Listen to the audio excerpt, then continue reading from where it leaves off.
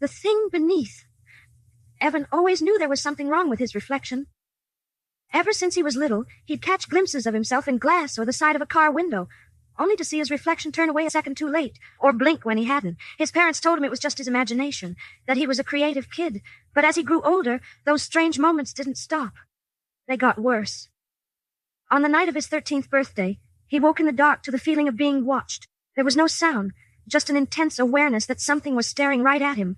He froze, barely daring to breathe, and looked around his room, catching his own reflection in the closet door. And there it was. His reflection was smiling. A wide, twisted grin, showing teeth that were far too sharp. He scrambled backward, clutching his sheets, his heart pounding, but the grin only grew, stretching unnaturally, eyes glistening with a malevolent gleam. He was paralyzed, unable to look away as his reflection moved, clawed fingers slowly pressing against the inside of the glass as if trying to push its way out.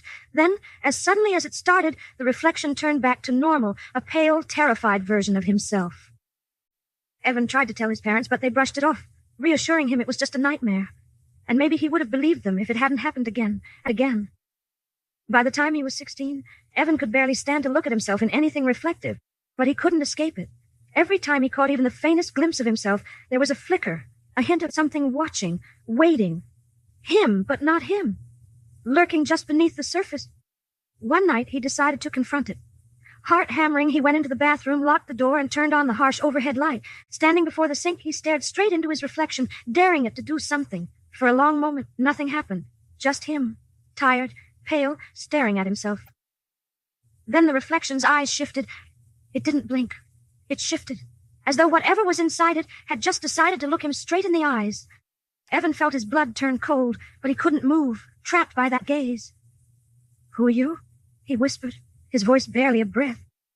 The reflection tilted its head, an unnatural movement, like a puppet with its strings pulled.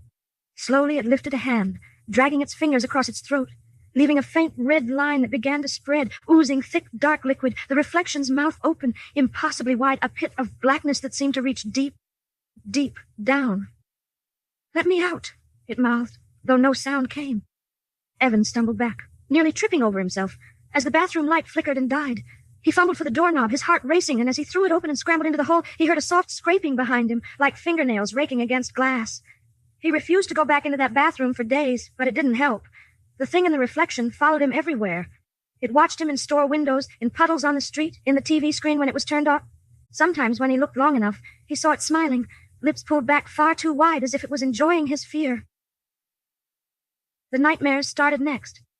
Evan would wake up in the middle of the night to find his room plunged in darkness but not empty. He could feel it there, watching, breathing, just waiting for him to fall asleep again so it could creep closer. He tried to ignore it, to pretend it was all in his head, but every night it grew bolder.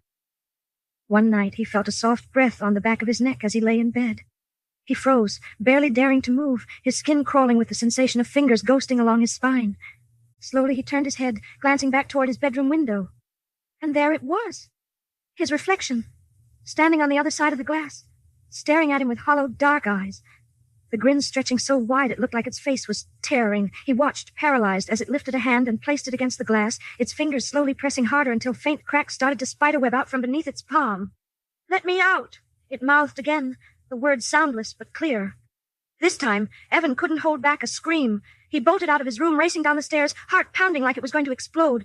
But as he reached the living room, he skidded to a halt, his eyes widening in horror. There, in every reflective surface, was his reflection, staring at him. The thing's mouth twisted in that horrible, mocking grin, its eyes empty, a black abyss of malice. It raised its hand, slowly dragging its nails down the inside of the glass, producing a sound that made Evan's skin crawl. He clapped his hands over his ears, squeezing his eyes shut, but it didn't help. The sound grew louder, echoing in his head until it was all he could hear. When he opened his eyes, he was no longer standing in his living room. He was inside the glass. He could see his own house, his own reflection staring back at him, wearing his face but with a gleam in its eyes that was purely cruel. It smiled, mouthing a single word. "Mine." Then it turned and walked away, leaving Evan trapped behind, pounding against the glass, screaming silently as the thing wearing his face took his life. Years passed, and no one ever questioned what had happened to Evan, for the thing that wore his face played the part well. But every now and then, as it passed by a mirror or looked into a pool of water, the thing would stop, smirk, and tap the glass where a faint outline of a terrified face looked back at it, forever trapped, forever screaming. And every time it would mouth the same word back to Evan. Mine.